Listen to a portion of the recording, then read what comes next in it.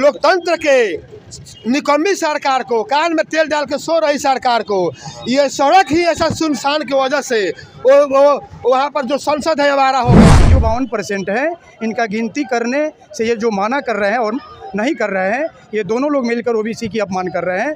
इसलिए ओबीसी की जातीय जनगणना के लिए भारत बंद है। भारत में मतलब कि हमारा वोट का अधिकार ओबीसी की जातीय जनगणना कौन नहीं करा रहा है? 3.5% ब्राह्मण नहीं करा रहा है। हम लोग खुलम खुला कह रहे हैं। बीजेपी की कौन सरकार है? बीजेपी को कौन चला रहा है? 3.5% ब्राह्मण चला रहा है।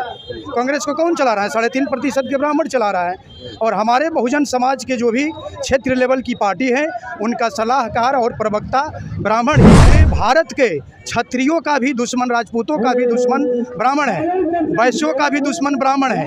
शूद्र, क्षत्रिय, राजपूत तो सब लोग मिलकर आते हैं एक थाली में। अभी आप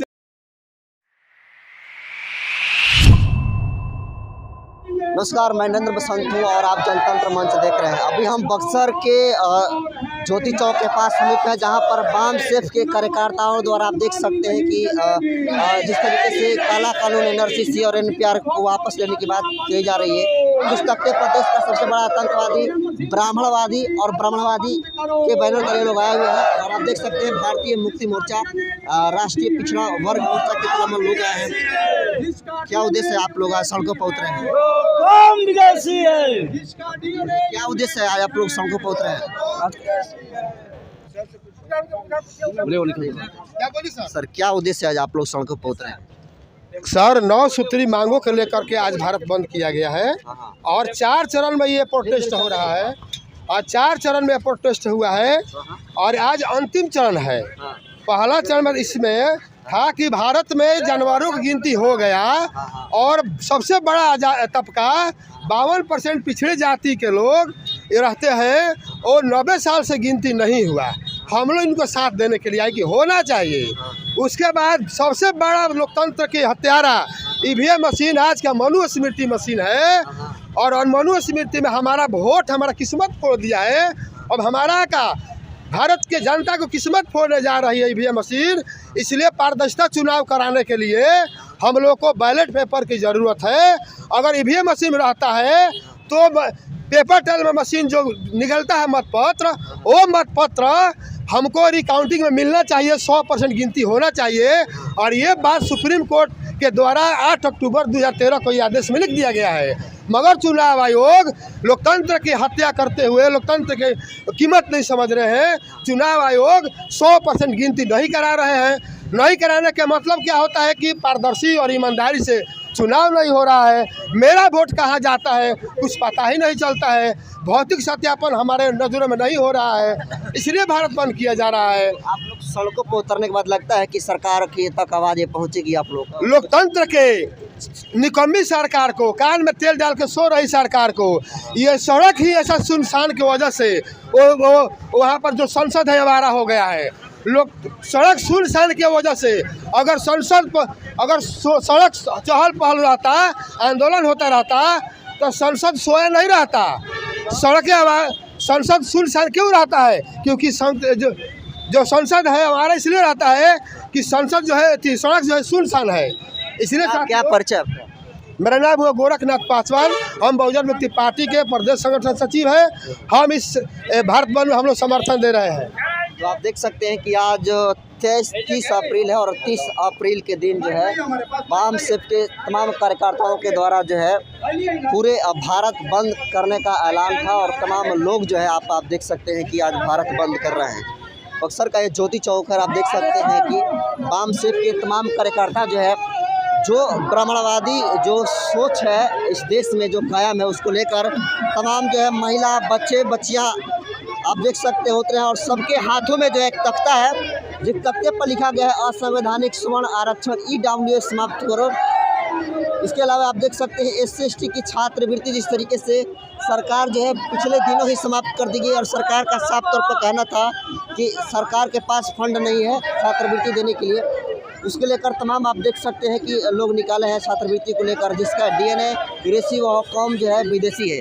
मतलब सीधे तौर पर आप समझिए कि जो देश में ब्राह्मणवादी सोच पनप रही है, उसके खिलाफ आज वाम सेफ के कार्यकर्ता जो है सड़कों पर उतरे हैं। और देखने वाली बात होगी कि क्या उनको सड़कों पर उतरने के बाद क्या कुछ असर होता है। फिलहाल कुछ लोगों से हम लोग बाइक लेते हैं और ये जानने की कोशिश करते हैं कि किस उद्देश्य से आज सड़क को खोद रहे हैं, जिनसे जो है हम जानने की कोशिश करेंगे पूरा सड़कें जाम करने की। क्या कहिएगा सर, क्या उद्देश्य है आप लोग सड़क खोद रहे हैं? सबसे बड़ी मतलब कि आज जो भारत बंद जो पूरे 567 जिला मुख्यालयों पर आज हो रहा है, इस भारत बंद का उद्देश्य है कि अभी ललित मोदी, नीरव मोदी, तमाम मेहुल चौकसी, विजय माल्या को राहुल गांधी चोर कहा, जो भी मोदी टाइटल वाले हैं। तो बीजेपी के लोग कह रहे हैं कि ये पिछड़ों का अपमान राहुल गांधी कर रहा है, जबकि सबसे बड़ा अपमान बीजेपी के लोग ओबीसी की जाति आधारित जनगणना न कराने के लिए सुप्रीम कोर्ट में हल्फनामा डाला है, और इसलिए सबसे बड़ा अपमान बीजेपी कर रहे हैं। कांग्रेस तो 55 साल हमारा अपमान कहीं भी किया, लेकिन ये आरोप लगाया जा रहा है कि कांग्रेस ने ही ओबीसी का अपमान कर रहा है। तो बीजेपी का सरकार है तो कम से कम ओबीसी की जाति आधारित जनगणना इनको करना चाहिए, जबकि नरेंद्र मोदी के द्वारा आरएसएस के संघ चालक मोहन भागवत ने सुप्रीम कोर्ट में हल्फनामा दाखिल करवाया कि ओबीसी की गिनती हम नहीं करेंगे।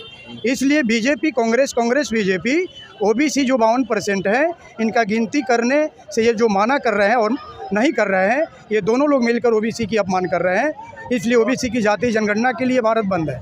साथ ही साथ इलेक्ट्रॉनिक वोटिंग मशीन, जो मूल निवासी बहुजन समाज का जो 85% वोट है, जिसको मान्यवर कांसी राम साहब ने 80 के दशक में वोट का महत्व बताने का काम किया कि वोट हमारा, राज तुम्हारा नहीं चलेगा। इसलिए ये लोग यानी कांग्रेस बीजेपी के लोग, आरएसएस के लोग, विश्व हिंदू परिषद के लोग, बजरंग दल के लोग हमारे वोट की चोरी ईवीएम मशीन से कर रहे हैं। इसलिए ईवीएम मशीन को हटाने के लिए और उसके बदले में बैलेट पेपर लाने के लिए भारत बंद है। और पुरानी पेंशन योजना तीसरा मुद्दा, ऐसे 9 सूत्री मांग है हमारा, लेकिन प्रमुख रूप से तीसरा मांग है कि 5 साल कोई विधायक एक बार चुनाव जीत जाता है, चाहे वो राज्यसभा या लोकसभा या विधान परिषद या किसी तरह का, मतलब कि विधान परिषद, लोकसभा, विधानसभा का चुनाव जीत जाता है तो उसको आजीवन पेंशन मिलता है, यानी 5 साल देश सेवा देने के बाद उस पेंशन भोगी हो जाता है। जबकि 30-35 साल केंद्र की कर्मचारी हो या स्टेट गवर्नमेंट की कर्मचारी हो, वो 30-35 साल सेवा देने के बाद उनका पुरानी पेंशन समाप्त कर दिया गया। आप बता रहे हैं कि 9 सूत्री मांगों के लेकर आए हैं। देखिए, कुछ तख्तों पर लिखा गया, सीधे ब्राह्मणवाद के विरोध में आप लोग उतरे हैं, स्पष्ट है। तो भारत में मतलब कि हमारा वोट का अधिकार ओबीसी की जाति जनगणना कौन नहीं करा रहा है? 3.5% ब्राह्मण नहीं करा रहा है। हम लोग खुलम खुला कह रहे हैं। बीजेपी की कौन सरकार है? बीजेपी को कौन चला रहा है? 3.5% ब्राह्मण चला रहा है। कांग्रेस को कौन चला रहा है? 3.5% के ब्राह्मण चला रहा है। और हमारे बहुजन समाज के जो भी क्षेत्र लेवल की पार्टी है, उनका सलाहकार और प्रवक्ता ब्राह्मण ही है। यानी आप लोग का सीधा दुश्मन जो है ब्राह्मण है, यही सीधा एकदम 3.5% से ही लड़ाई होगा।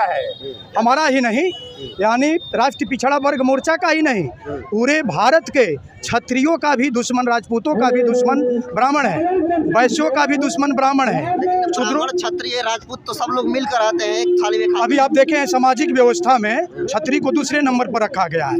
कभी ब्राह्मण जो लड़का है क्षत्रिय बुजुर्ग को प्रणाम नहीं करता है, समाज में दूसरे नंबर पर उसको।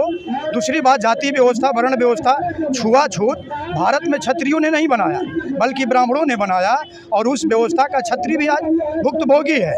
इसलिए क्षत्रिय भी पहले ब्राह्मण जय श्री राम का नारा लगाता था, आज ब्राह्मण जय परशुराम का नारा लगा रहा है। इसलिए क्षत्रिय भी इसके षड्यंत्र को समझना शुरू कर दिया है, और ब्राह्मणवाद को नष्ट करने के लिए मूल निवासी क्षत्रिय महासंघ यानी राजपूत भी ब्राह्मणों के विरोध में देश में खड़े हो रहे हैं। ये आपको सोशल मीडिया में देखने को मिल रहा है। क्या परिचय? हमारा नाम संतोष नागवंशी, प्रदेश प्रभारी, भारत मुक्ति मोर्चा बिहार से। क्या कहिएगा, ऐसे सड़कों पर आप लोग उतर जाते हैं तो कुछ असर होता है आप लोग? असर होगा। असर इसलिए होगा कि मान लीजिए कि जो आंदोलन करता है, आंदोलन करने से संवैधानिक हक के आधार पर कुछ होना है। आदमी जब धुआं उठता है तो लपटें उठती है और विशाल रूप धारण कर लेती है।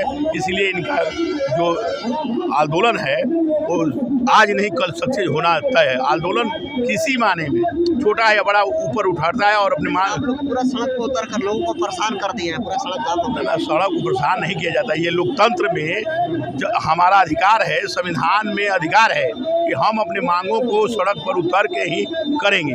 अगर ऐसा नहीं करेंगे तो हमारा मांग पूरा नहीं होता है, और जो आंदोलन किया जाता है वो सही अर्थों में किया जाता है। उसका डीएम के पास प्रतिलिपि रहता है और सभी लोग जानते हैं कि नहीं आंदोलन होता है। इसलिए आंदोलन को ही खराब चीज़ नहीं है। आंदोलन में मौलिक अधिकार है और इस अधिकार से हम लोग ऊपर उठेंगे और हम लोग का मांग पूरा होगा, होना तय है। क्या परिचय? हमारा तो नाम आचार्य फुलेंद्र है। तो ये तमाम लोग जो वाम सेफ्ट के संगठन से बिलोंग करते हैं और आज 9 सूत्री मांगों के लेकर 30 अप्रैल को पूरा भारत बंद का ऐलान है। और जैसा कि आप देख सकते हैं बक्सर जिला के ये ज्योति चौक पर मौजूद हूँ और ज्योति चौक को ये तमाम लोग जो है पूरी तरीके से जाम कर दिए हैं। आखिर आप लोग जाम क्यों करते हैं? हमेशा जाम इसलिए करते हैं कि यहाँ ओबीसी की जनसंख्या ज़्यादा है, 68% देश में ओबीसी है। इसके बावजूद भी ओबीसी के अधिकारों को छीना गया है, इनका पूरा अधिकार नहीं दिया गया है। जनसंख्या के आधार पर इनका प्रतिनिधित्व नहीं दिया गया है। लोकसभा, राज्यसभा, विधानसभा, विधान परिषद के साथ ही साथ नौकरी में भी, जमीन में भी, हर जगह जहाँ भी इनका संख्या का सवाल आता है, संख्या के अनुपात में इनका प्रतिनिधित्व नहीं मिलता है। मुख्य मुद्दा यही है, इनकी जनसंख्या की गिनती करावो और उसके आधार पर इनका प्रतिनिधित्व स्थापित। बिहार में तब जातीय जनगणना शुरू हो गई है और हो भी रही है।